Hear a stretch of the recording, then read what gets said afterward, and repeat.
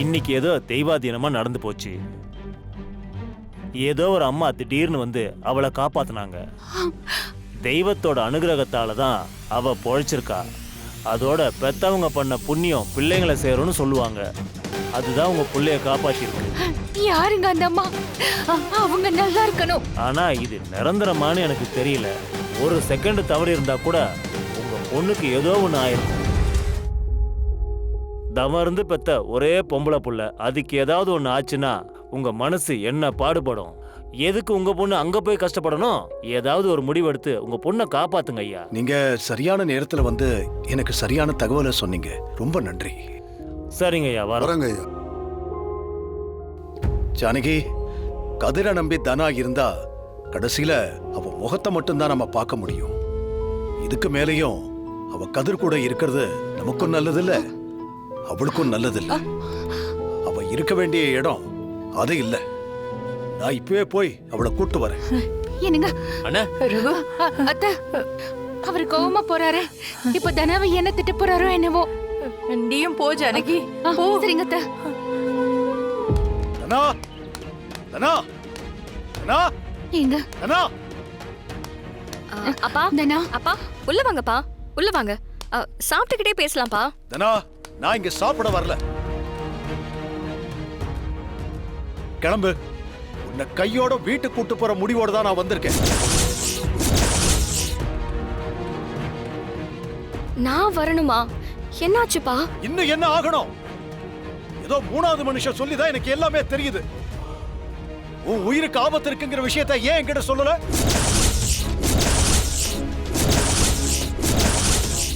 நீயா ஒரு வாழ்க்கையை தேர்ந்தெடுத்த. அந்த வாழ்க்கை சரியில்லாத வாழ்க்கைன்னு எனக்கு தெரியும். நான் சொல்லியும் நீ கேட்கல. சரி, ஏதோ ஒரு வீரா போட நீ கஷ்டப்படுறேன்னு நான் நினைச்சேன். ஆனா உயிரை பணைய வச்சு இப்ப நீ வேலை செஞ்சிருக்க. இல்ல மாமா, நான் தடவை வேலை செய்ய வேண்டாம் தான் மாமா சொன்னேன். ஆனா அவ தான் கேட்காம வேலை பண்ணணும்னு ஆசைப்பட்டு. நான் உன்னை பார்க்கவோ பேசவோ வரல. நாம பேசுறதுக்கு எதுவும் இல்ல. நீ உழைச்சு முன்னேறணும்னு 24 மணி நேரமும் சமையல் அறையில நின்னு வேலை செய்யற நீ. அத கூட தப்புன்னு நான் சொல்ல மாட்டேன். பூ மாதிரி வளர்த்த பொண்ணு இப்போ இவ்வளவு கஷ்டப்படுற. சரி, நீயா தேர்ந்தெடுத்த வாழ்க்கைன்னு அதை நான் பொறுத்துக்கிட்டேன். ஆனா உன்னோட உயிருக்கு ஆபத்து இருக்கு. உனக்கு இங்க பாதுகாப்பு இருக்காதுன்னு தெரிஞ்சதுக்கு அப்புறம் நான் எப்படி அமைதியா இருக்க முடியும்? அண்ணா, நீ கிளம்பு. என் கூட வீட்டுக்கு வா. எல்லாத்தையும் தூக்கி போட்டுட்டு தலை முடிக்கிட்டு என் கூட வந்துரு. என் பொண்ணா, நீ மட்டும் வீட்டுக்கு திரும்பி வந்துரு.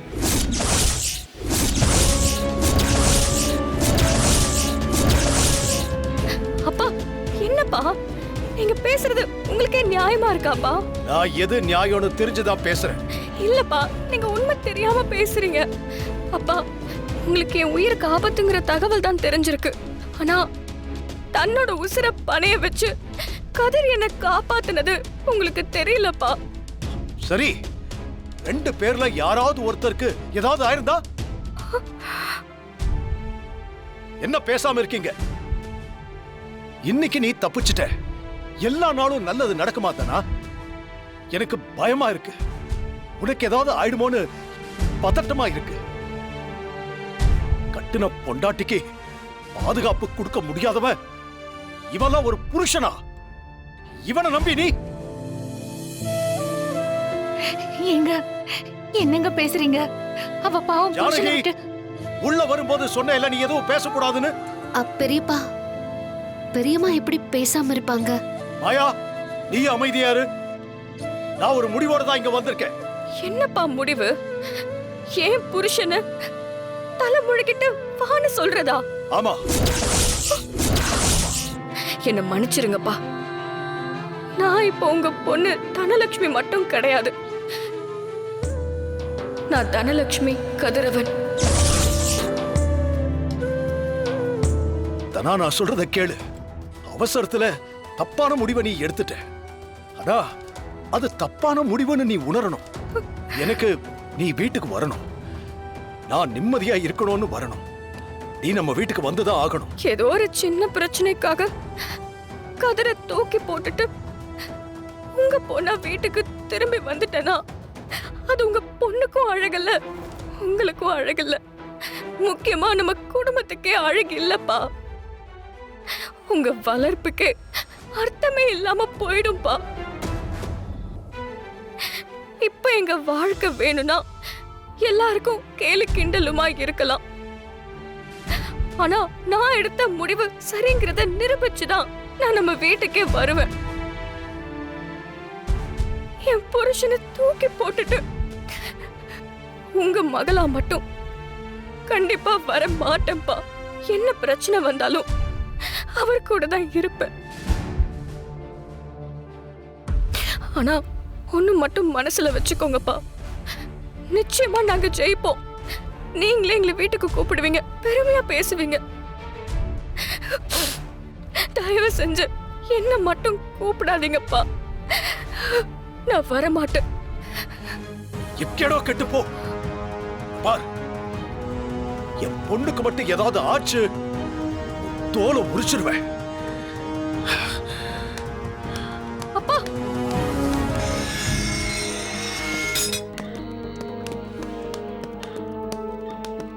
பூனா என்னமாச்சு? ஏமா இப்படி இருக்க? என்னம்மா சொல்லுமா, யாரும் எதுவும் பண்ணாங்களா? என்னமாச்சு? சார் சார் சார் பாருங்க சார், எப்படி அடிச்சு வச்சிருக்காங்கன்னு பாருங்க சார் என் தங்கச்சிய. என்னம்மா நீ புவனேஸ்வரி அரெஸ்ட் பண்ணிருக்கான்னு கேட்டப்ப அவங்க பேர் தெரியாது அப்படி இப்படின்னு சொன்ன. இப்ப புவனேஸ்வரி அரெஸ்ட் பண்ணி வச்சிருக்க. ஐயோ சார், இவங்க தான் புவனேஸ்வரியா? எனக்கு தெரியாது சார். நீங்க யார் மேல கை வச்சிருக்கீங்கன்னு தெரியுமா? சார், நம்ம டிபார்ட்மெண்ட்டை பத்தி தப்பு தப்பா பேசுறாங்க சார். என்ன செய்யலாம்னு நான் உங்ககிட்ட தானே சார் கேட்டேன். நீங்க தானே அவங்கள கவனின்னு சொன்னீங்க. அவங்க பேர்லாம் எனக்கு தெரியாது சார், அதான் லாடம் கட்டி விட்டேன். மேடம், என்ன எஃப்ஐஆர் போட்டீங்களா? ஜாமீன் வாங்கணுமா? சாரி சார், இவங்க இவ்ளோ பெரிய ஆளுன்னு எனக்கு தெரியாது. இவங்க இவ்ளோ பெரிய ஆளுன்னு தெரிஞ்சிருந்தா நான் ஏன் சார் போலீஸ் ஸ்டேஷன் வரைக்கும் கூட்டிட்டு வர போறேன்? சார், நீங்க அவங்கள கூட்டிட்டு கிளம்புங்க சார். இன்னும் எஃப்ஐஆர் கூட போடல, எந்த ஸ்டேட்மெண்ட்டும் எழுதி வாங்கல சார். Sorry madam. அடி பலமா பட்டுருச்சா? எஸ்பி சார் சொன்னனால தான். என்னம்மா நீ, நான் தான் அடிக்க சொன்னமா சொல்லிட்டு இருக்க. பசுபதி சார், சார் அவங்க தான் கூட்டிட்டு போன்னு சொல்லிட்டாங்கல்ல, நீங்க கூட்டிட்டு போங்க. ஒரு நிமிஷம் வாங்க.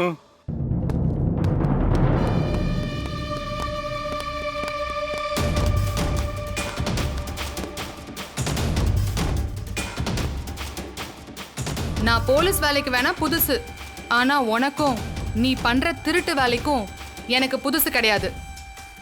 உன் மேல சட்ட ரீதியாக என்னால ஆக்ஷன் எடுக்க முடியாது. ஆனா எங்க திரும்பினாலும் நீ வந்து எனக்கு வேலையை போடுவேன்னு எனக்கு தெரியும். அடி வாங்கினல, இப்போ இந்த அடிச்ச அடி சாகுற வரைக்கும் உன் மனசுல இருக்கும்.